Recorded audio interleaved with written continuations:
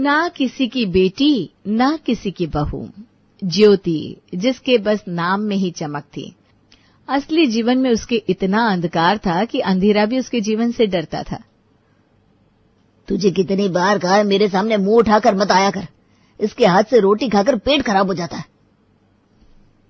माँ, इसको हटाए यहाँ से, मेरे सामने ये आज के बाद दिखनी नहीं चाहिए।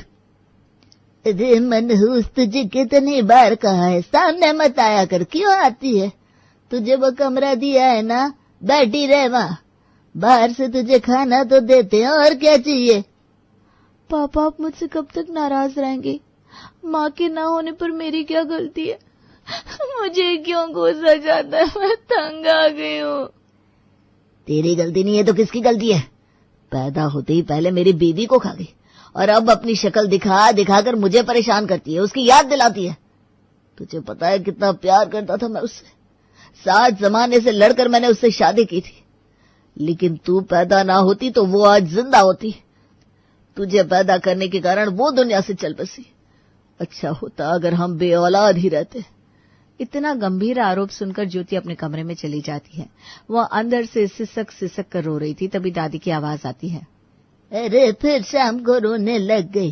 तुझे पता है संध्या समय नहीं रोते, और ऐसा क्या कर दिया, तेरा गला दबा दिया है जो रो रही है। अब 4 बातें सुनने की आदत नहीं होगी तो ससुराल में क्या करेगी? माँ, आप इसे घर से बाहर निकालो। अब तक समाज के डर से हम लोग इसे फेंक नहीं रहे थे, अब तो शादी लायक हो गई है, कोई लड़का देखो और विदा करो इसको। अरे अच्छे लड़के मिलते कहाँ हैं, और जो है मोटा मोटा दहेज मांग रहे हैं। किसने कहा अच्छा लड़का देखने के लिए? जो शराबी कबाबी जो भी मिले निकालो उसको बाहर। अगले रोज ज्योति को देखने एक लड़का आता है, जो उससे बड़ी उम्र का भी था और शराबी भी।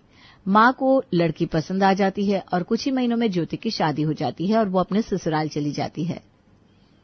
ज्योति का टूटा फूटा ससुराल मायके से भी इतना ज्यादा गंदा होता है कि उसे घुसते ही उल्टी आने लगती है। अरे क्या हो गया?